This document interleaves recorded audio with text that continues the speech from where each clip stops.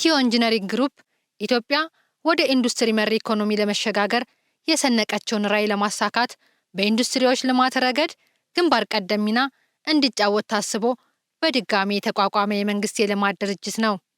ኢትዮ ኢንጂነሪንግ ግሩፕ በአሁኑ ወቅት በሀገሪቱ የተለያዩ ክፍሎች በሚገኙ 7 ግዙፍ ቅርንጫፎች አማካኝነት ከተሽከርካሪዎች ምርት እስከ ግብርና ማሽነሪዎች፣ ከኃይልና ኤሌክትሮኒክስ መሳሪያዎች እስከ ፕላስቲክ ውጤቶች ያሉ ወሳኝ የኢኮኖሚ ግብዓቶችን እያመረተ ይገኛል።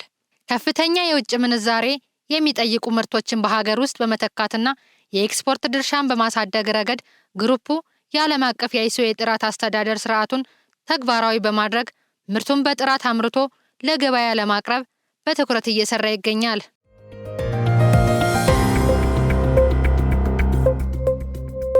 ይህንን በተመለከተም በህዝብ ተወካዮች ምክር ቤት የመንግስት ወጪ አስተዳደርና ቁጥጥር ጉዳዮች ቋሚ ኮሚቴ በሀገሪቱ የኢንዱስትሪ ዘርፍ ላይ ጉልህ ሚና እየተጫወተ በሚገኘው የኢትዮ ኢንጂነሪንግ ግሩፕ የመስክ ምልከታ አካሂደዋል። በዚህም በኢትዮ ኢንጂነሪንግ ግሩፕ በፓወር ኢኩመንት ስር የሚገኘው የታጠቅ ትራንስፎርመር ማምረቻን ተመልክተዋል። የ2013 በጀት ዓመትን ጨምሮ ባሉት 3 ተከታታይ ዓመታት በተደረገ የክዋኔ ኦዲት በተቋሙ 19 ግኝቶች እንደነበሩ ተጠቁመዋል። ይህን የኦዲት ግኝት መነሻ በማድረግ ቋሚ ኮሚቴው በተቋሙ ባካሄደው የመስክ ምልከታ መሻሻሎች መኖራቸውን አረጋግጠዋል። የቋሚ ኮሚቴው አባላት በበኩላቸው የፌዴራል ዋና ኦዲተር በወሰደ የክዋኔ ኦዲት ናሙና መሰረት በተለያዩ ጉዳዮች ላይ አዎንታዊ ለውጦች መታየታቸውን ገልጸዋል። ኢትዮ ኢንጂነሪንግ ግሩፕ የፓወር ኢኩፕመንት ማምረቻ ጋር በአካል መተን ከነሱ ጋር ውይይት አካሂደናል። ከንብረት አወጋገድ ጋር ተያይዞ የነበሩ ክፍተቶች ነበሩ። ያ የንብረት አወጋገድ ጋር ተያይዞ የነበሩ ክፍተቶች ባየነው ልክ በሪፖርትም ከቀረበውና በአካል ካየናቸው ብዙ መስተካከያ እንደተደረገ ለማየት ችለናል። ከ2013 እስከ 2016 የክዋኔ ኦዲት ናሙና ወስዶ በሰራባቸው ነጥቦች ላይ 2017 ላይ ፐብሊክ ሂሪንግ ሰርተንበት ነበር።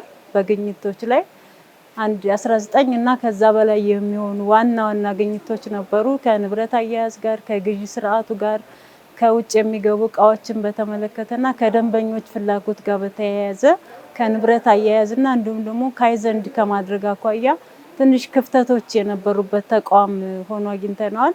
ባለፈው ሂሪንግ ከሰራን ወዲህ ደግሞ ከአንድ አመት በኋላ ዛሬ ተቋሙን በአካል ለማየት መተናል። በአካል በዋናው ቢሮአቸው ተገኝተን በተገኙ ግኝቶች ዝርዝር ሪፖርት ቀርቦልን የነበረው የአሰራር ስርዓት በተለይ ከ2013 በፊት ከለውጡ በፊት የነበረው የተቋሙ አደረጃጀት ሁላችንም እንደምናውቀው ችግር የነበረበት፣ አሁን ግን ተቋሙ እንደገና ሪኢኖቬት ተደርጎ በኢትዮ ኢንጂነሪንግ ግሩፕ ስር በኢትዮጵያ ኢንቨስትመንት ሆልዲንግ አጠቃላይ ብዙ ኢንዱስትሪዎች ተደራጅተው ከስድስቱ ደግሞ አንዱ የፓወር ማምረቻ ኢንዱስትሪ ተብሎ እንደገና ፎርም ተደርጎ የነበረውን ችግር ላለመድገም የነበረው እሴቶችን አስቀጥሎ በአዲስ መልክ ሪኢኖቬት ነው አምና ከገመገም ነው ዛሬ ደግሞ በሪፖርት ባየነው በጣም ያደገ የተደራጀ ተቋም ሆኖ ነው በግል ያየሁት። ኦዲት ግኝቱ የክዋኔ ኦዲት ግኝት ነው። በአንድ ሌሊት የሚታረም አይደለም፣ ይታወቃል። በሂደት እየተስተካከለ የሚሄድ ነው። ያም እንዳለ ሆኖ አንደኛ ግኝቱን ለማረምና ማስተካከል ብቻም ሳይሆን እንደዚህ አይነት ስህተቶች ዳግም እንዳይከሰቱ ስህተቱን አርሞ አጠናክሮ መቀጠል፣ ከዛ በዘለለ ደግሞ ተጠያቂነትን ማስፈን ነው። ስለዚህ ይሄ ተቋም ሶስቱንም አስኪዷል ብዬ አስባለሁ። ከኦዲት ግኝቱ በኋላ ያሉትን ንብረቶችን ቆጥሮ እስከማወቅ ድረስ ከዛ በኋላ ንብረቶቹ የት ናቸው የሚለውን ካዩ በኋላ በሶስት ነገር ወደ እርምጃ የወሰዱበት ወይም መስተካከያ ያደረጉበት አግባብ እንዳለ አይተናል። አገልግሎት ላይ ያልዋሉ ንብረቶችን ወደ 140 ሚሊዮን አካባቢ በሽያጭ ያስተላለፉትና የገቢ ያገኙበት ትልቅ ስራ የሰራበት ትልቁ ነገር ለማለት ይቻላል። ሌላው ለሲስተር ካምፓኒ በስጦታ መልክ ያስተላለፉትም ንብረቶች እንዳሉ፣ ሶስተኛ ደግሞ የቀሩትን ንብረቶች እንዲወገድላቸው ለቦርዱ ሪፖርት ያቀረቡበትና የንብረትም ጋር ተያይዞ ብዙ ስራዎች የተሰሩበት አግባብ እንዳለ ለማየት ችለናል። እንደ ህዝብ ተወካይም እንዳመራርም ተቋማት መሪያቸውን እንደሚመስሉም ጭምር ያየሁበት ነው። ያው መሪና ተቋም ሲገናኙ ስራና ሰራተኛ ሲገናኙ ውጤት እንደሚያመጡም ጭምር ያየሁበት ተቋም ሆኖ አግኝቼዋለሁ። መላ የኢትዮጵያ ህዝብ ደግሞ በፓወር በኩል ያለውን ችግር ለመቅረፍ በተለይ መንግስት የልማት ድርጅቶችን ያለባቸውን ችግር በሰነድም ጭምር በአካልም ጭምር ቆጥሮ ይዞ እንደገና ያደራጀበት አግባብና ከተደራጀ ወዲህ ደግሞ የመጣውን ውጤት ማየት ችያለሁ። ግዢ ስርዓት ላይ የነበረው በሌለ ነገር የሚታቀድም ጭምር እንደነበረ ያንን ግዢ ስርዓት ደግሞ አሁን ወደ ማዕቀፍ ግዢ ቀይሮ ለ2 አመት ለ3 አመት ጭምር እየገዙ ያሉ መሆኑን አይተናል። ከህብረተሰቡ ፍላጎትና ከኢትዮጵያ ኤሌክትሪክ ዩቲሊቲው ጋም ተያይዞ ያለውን ችግር እንደ ቦርድም እንዳጠቃላይ ኢትዮጵያ ኢንቨስትመንት ሆልዲንግም አክሽን ተወስዶበት ማን ምን ይሰራል ያኛው ፓርት ምንድነው የሚለውንም ጭምር ቁጭ ብሎ የተመከረበት የተዘከረበት ተቋም መሆኑን አይተናል። እኛም ብቻ አይደለንም እንደ ቋሚ ኮሚቴ የነበሩ ኦዲተሮችም ጭምር ኦዲት ያደረገውም የአካባቢ ኦዲት ዳይሬክተርን ባለበት ነው ምልከታውን ያደረግነው። ኦዲተሮችም ምስክርነት የሰጡት ኦዲት ስናደርግ የነበረው ተቋምና አሁን በአካል ያየነው ተቋም የተሻሻለበት አግባብ በጣም የሚበረታታ ነው። ቀሪ ስራዎችን ግን ይሄ ኢንዱስትሪ ብቻ ሳይሆን ከሲስተር ኢንዱስትሪዎችም ጋር ተያይዞ ከኢትዮጵያ ኢንቨስትመንት ሆልዲንግም ጋር ተያይዞ አጠቃላይ ከኢንዱስትሪ ሚኒስቴርም ጋር ተያይዞ ሀገሪቱ ላይ ያለው ችግር ምንድነው፣ እንዴት ዘመናዊ እናድርገው፣ እንዴት ቴክኖሎጂ እናስታጥቀው የሚለውንም ሀሳብ ጭምር ተነስቶ እስከምን ድረስ ነው ሪኮመንድ ያደረጉት ተቋሙ በፊት የነበረው ተቋም አደረጃጀትና አሁን ያለበት ተቋም አደረጃጀት የተከበረው ምክር ቤት በአዋጅም ጭምር ይሄን ተቋም እንደገና ሪኢኒቬት ማድረግ አለበት የሚል ሀሳብም ተነስቷል። ተቋሙ አውትሻይን አድርጎ ወጥቶ ለህብረተሰቡ ተገቢውን አገልግሎት ሰጥቶ እንዲሄድ ያው ከሁላችሁም ከናንተ በተለይ አሁን ላይ ቅንጅታዊ ስራው በደንብ መጠናከር መቻል አለበት። የዚህ ኢትዮ ኢንጂነሪንግ ግሩፕ ህብረተሰቡ ጋር መግባት መቻል አለበት። አሁን እናንተ የዚህ ተቋም የሚያመርታቸው ምርቶች እውነት ለመናገር ለአገር ኢኮኖሚም ለህዝባችንም የሚያበረክተው አስተዋጽኦ ቀላል አይደለም እና ከዚህ አንፃር የእናንተን አገልግሎት ህዝባችን በደንብ ተጠቃሚ እንዲሆን በእናንተ ዘንድም ስራዎች በደንብ ተጠናክረው መቀጠል አለባቸው። ታጠቅ አካባቢ ያለውን ወርክሾፕ ለማየት ችለናል። በዚህ በወርክሾፕ ላይ ያየናቸው አንደኛ ትልቁ ስራ ወርክሾፕ የሚያመርታቸው ትራንስፎርመሮች አሉ። ያን ትራንስፎርመር ያን በወቅቱ የነበሩ ማሽኖች አብዛኛዎቹ በተለይ በኮምፒውተራይዝድ የሆኑ ማሽኖች ስራ ላይ አልነበሩም። አሁን ከኦዲት ግኝት በኋላ ስራ ውስጥ ያሉ መሆኑን በደንብ ያየንበት አግባብ አለ። ኦዲት ናሙና ነው። ተቋማትን ሙሉ ኦዲት ማድረግ አይቻልም። በተለይ ደግሞ ክዋኔ ኦዲት ፊውቸሪቲም ስለሆነ ከነበረውና አሁን ካዩት የነበረውን የኦዲት ግኝት በእቅድ ከልሶ ይዞ ወደ ስራ ከማስገባትና በዛ ትይዩ ያሉ ችግሮችን ነቅሶ ይህን ተቋም ትራንስፎርም ማድረግ እንደሚቻልም ጭምር ከአመራሩ ስለተረጋገጠልን ይህንን በርቱ ማለት እንፈልጋለን።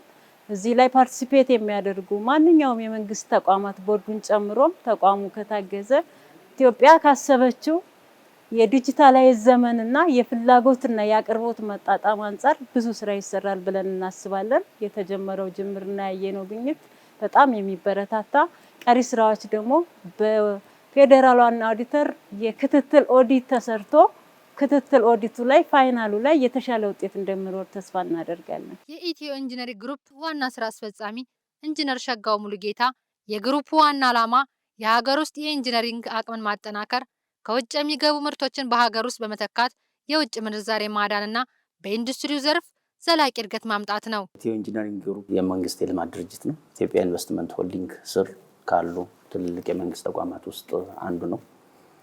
ያው በጀተሪ አይደለም፣ በራሱ ትርፍ የሚተዳደር የመንግስት የልማት ድርጅት ነው። የተቋቋመበት ዓላማ የሀገር ውስጥ የማምረት አቅምን ለማሳደግ ነው። ሎካላይዝ ማድረግ፣ የኢምፖርት ሰብስቲቱሽን ምርቶችን በሀገር ውስጥ ማምረት፣ ለምርቶች የሚወጣውን የውጭ ምንዛሬ በመቀነስ በሀገር ውስጥ እያመረቱ የመተካት ጉዳይ ነው። የኢምፖርት ሰብስቲቱሽን ስራ ለመስራት የራሱ ምርምር ያደርጋል።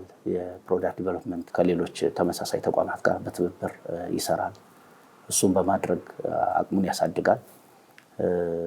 ስለዚህ የምርምር፣ የዲዛይን፣ የምርት ያመረቱ ደግሞ ለገበያው የማቅረብ ስራ ነው። እያንዳንዱ ምርቶቻችን በጥናት ላይ ተመስርቶ በገበያ ተፈላጊነታቸውን እያረጋገጥን ነው የምንሸጠው። ያው የማይሸጥ እቃ አናመርትም። የሚሸጥ መሆኑን በገበያ የሚፈለግ መሆኑን እና ቫልዩ አዲሽኑ ደግሞ ከፍ ያለ መሆኑን እያረጋገጥን ነው ወደ ምርት የምንገባውና ይህን ሊያመርቱ የሚችሉ በርካታ ተቋማት አሉ። እነዚህን ተጠቅመን የማምረት ስራ እንድንሰራ የተቋቋም ነው ማለት ነው። የተሻለ የግዢ ስርዓት በመዘርጋት የምርት ጥራትንና ተጠቃሚነትን በማረጋገጥ ላይ በትኩረት እየሰራ መሆኑን አመላክተዋል። የፈረሰው ሚቴክ በነበረበት ጊዜ ያለ ጥናት የሚገዙ ግብዓቶች ነበሩ፣ ምርቶች ነበሩ። እሱ በመሆኑ ምክንያት ደንበኛ ሳይጠቀምበት በርከት ያለ ምርት ተከማችቶ ይገኛል። በርከት ያለ ንብረትም በእጃችን ላይ ይገኛል። እሱም ወደ ጥቅም ለማዋል ከፍተኛ ጥረት እያደረግን ነው።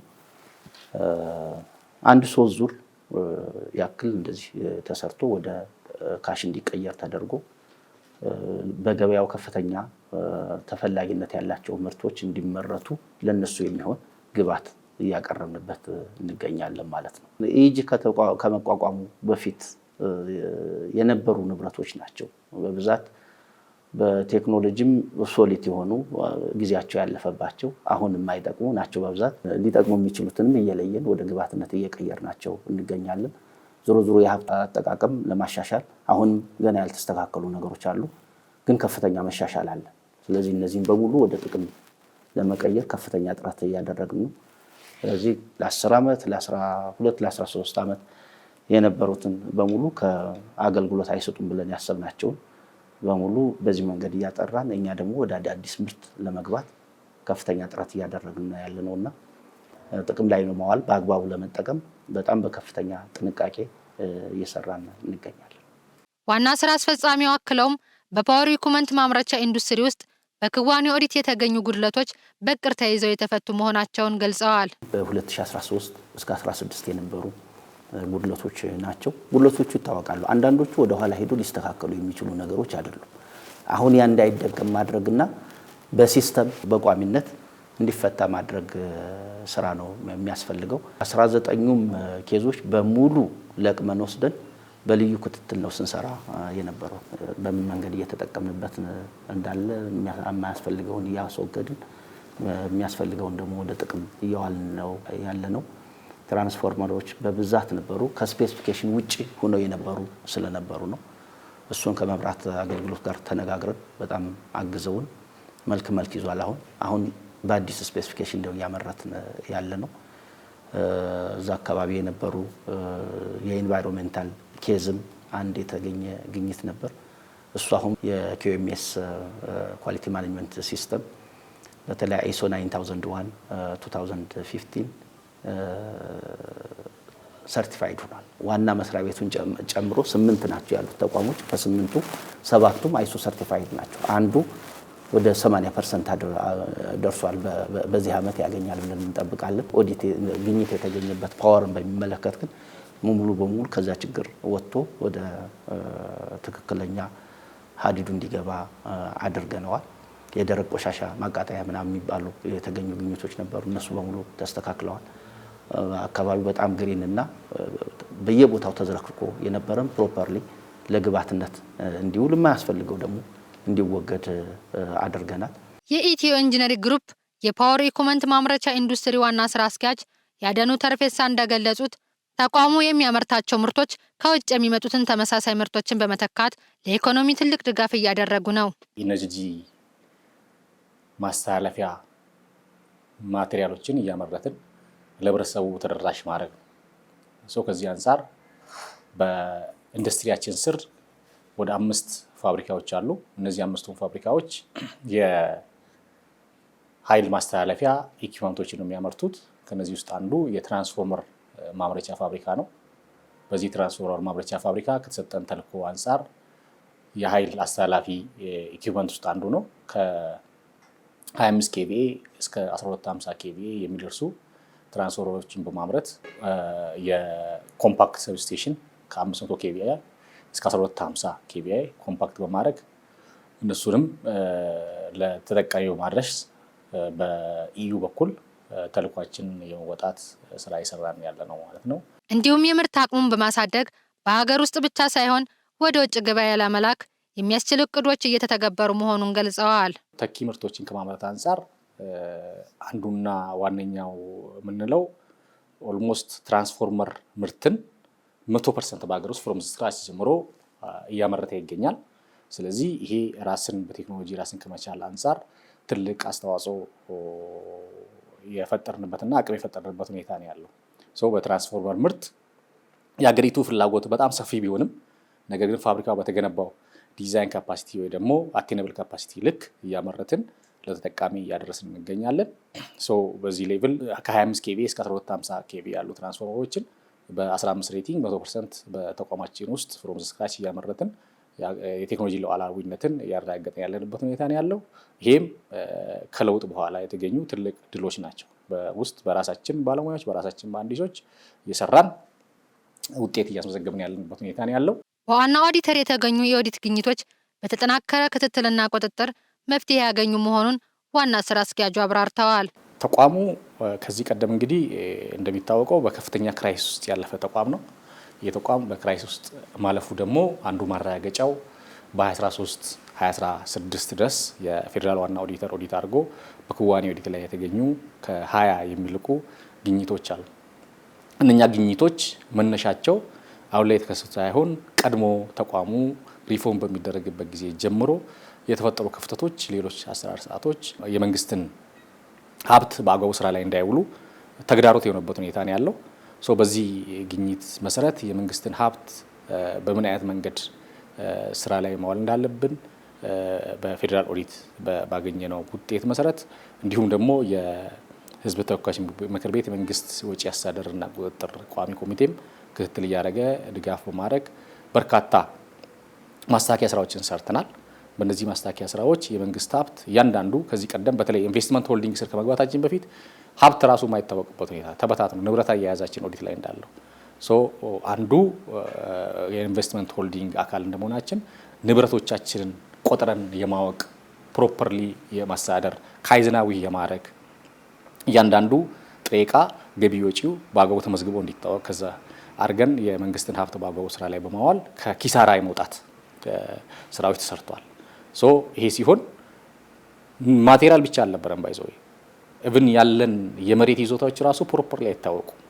አብዛኛው የመሬት ይዞታዎቻችን አብዛኛው በየፋብሪካ ያሉ ጥሬ ዕቃዎች ስፔሻሊ በዚህ ከ2015 ከ2017 18 ባለው እንትን የተጀመረው በ2018 በ2017 100% ተጠናቆ እያንዳንዱን ጥሬ ዕቃዎቻችንን የመሬት ይዞታዎቻችንን ጭምር አውቀን ለእያንዳንዱ ለያዝናቸው ይዞታዎች በየክልሉ በየከተማ አስተዳደሩ ማስተር ፕላን እያሰራን በዚህ ማስተር ፕላን መሰረት በስትራቴጂ እቅድ ውስጥ ይዘን አስፈላጊ ኤግዚስቲንግ ፋብሪካዎችን የመገንባት የመስራት እቅድ ይዘናል። የሆነ ሆኖ አሁን ላይ ባለው እንትን ተቋሙ የመንግስትን ሀብት በተሰጠን ልክ እየሰራን ተገቢውን የመንግስት ግብር እንገብራለን። የመንግስት ግብር ባይዞ ከዚህ ቀደም አይታወቅም። አብዛኛው ተከምሮ መጥቶ በ2017 በ2018 ነው በብዛት የተከፈለው። የተዘነጋ እንትንም ነበር። ይሄም አንዱ ተቋሙን ላልተገባ ወጪ ወል ደግሞ ያልታሰበ ያልተመዘገበ እዳ ውስጥ የከተተበት ሁኔታ አለው። እነዚህ ሁሉ መስመር የያዙበትና ይሄም የመንግስትን ሀብትና እዳ በአግባቡ የማስተዳደር ስራን የሰራንበት ሁኔታ ነው ያለው። በ2018 በጀት ዓመት 9 ወር አፈጻጸም ላይ ወደ 19% ትርፍ ህዳግ ማስመዝገብ የቻለበት ሁኔታ ነው ያለው። የኦዲት ግኝቱ ተቋሙ የአሰራር ስርዓቱን እንዲያሻሽል ተጨማሪ እድል የፈጠሩለት መሆናቸውንም ገልጸዋል። የዋና ኦዲተር ግኝቶችም እኛንም አይናችንን ከፍቷል። ያ የዛ ውጤት ደግሞ ስፔሻሊ በ2017 በጀት ዓመት በ2018 በጀት ዓመት ትልቅ ውጤት እንድናመጣ ረድቶናል። አብዛኛው ነገሮች ዶክመንት አድርገን እያስቀመጥ በህጋዊ አሰራር ስርዓት ምንሰራበት ሁኔታዎችን እንድንሰራ ፈጥረዋል። ከዚህ አግባብ የቋሚ ኮሚቴው በተሰጠው አቅጣጫ መሰረት ማስተካከላችንን ጭምር በአካል መጥቶ ዶክመንቶችንም ከዋና ኦዲተር ጋር ለማያየት ሳይት ቪዚት በማድረግ እነዛ የተስተካከሉ ነገሮችን ለማስተካከላቸው ማየቱ እርግጥም ደግሞ የነበሩ ክፍተቶችን ቋሚ ኮሚቴው በአካል አይቶ የመረዳትና የኢንዱስትሪውንም ያለበትን ቁመና ተረድቶ እኛን ከመደገፍ አንጻር ትልቅ አስተዋጽኦ ያደረገበት ሁኔታ ነው ያለው። ይሄ ውጤት የመጣው የዋና ኦዲተሩም ባገኘው ግኝትና ቋሚ ኮሚቴው በዛ ግኝት መሰረት ባደረገው ክትትልና ድጋፍ እኛም እንደ ኢንዱስትሪ ከፍ ብለን መታየት ስላለብን ጊዜውን መጥነን መሄድ ስላለብን ከሰራነው ስራ አንጻር የመጣ ውጤት ነው። የፌዴራል ዋና ኦዲተር መስሪያ ቤት የክዋኔ ኦዲት ስራ አስኪያጅ አቶ አለማየሁ ጆርባሳ በበኩላቸው በክዋኔ ኦዲቱ የነበሩ ግኝቶች መሻሻል የታየባቸው መሆኑን ገልጸዋል። ከ2016 መጋቢት 16 ድረስ ሪፖርቱ ወጪ ተደርጎ 2017 ደግሞ ሂሪንግ ተካሂዶበት ነበር።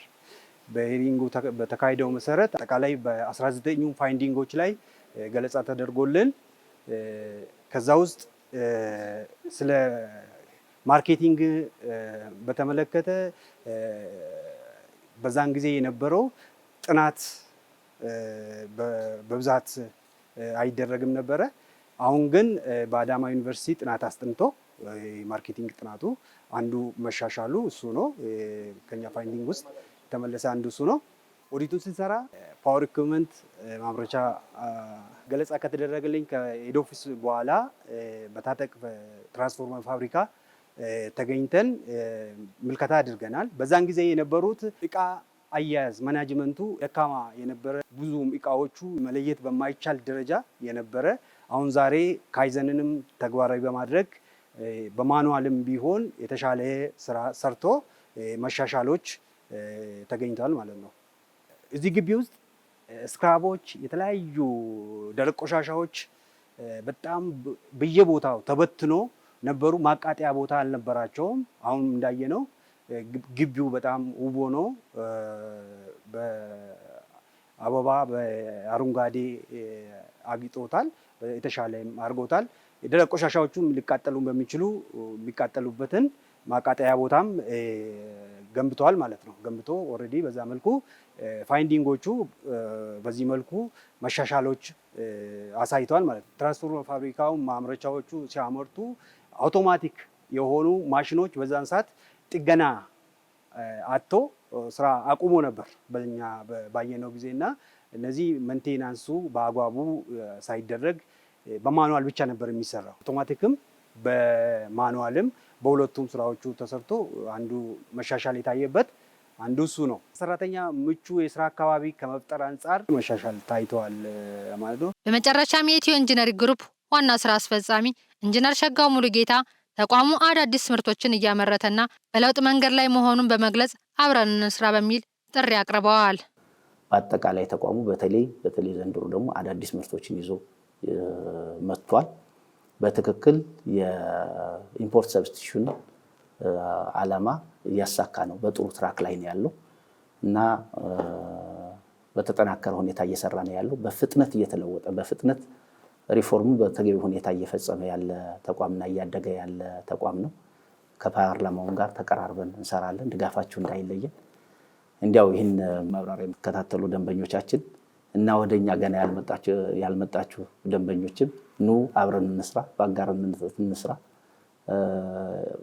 ፍጹም የተለወጠ ተቋም ነው እና አብረን ለመስራት እኛም በቅንነት ከሌሎች ተባባሪ አምራቾችም ጋር በትብብር ለመስራት ዝግጁ መሆናችንን መልእክት ማስተላለፍ ፈልጋለሁ።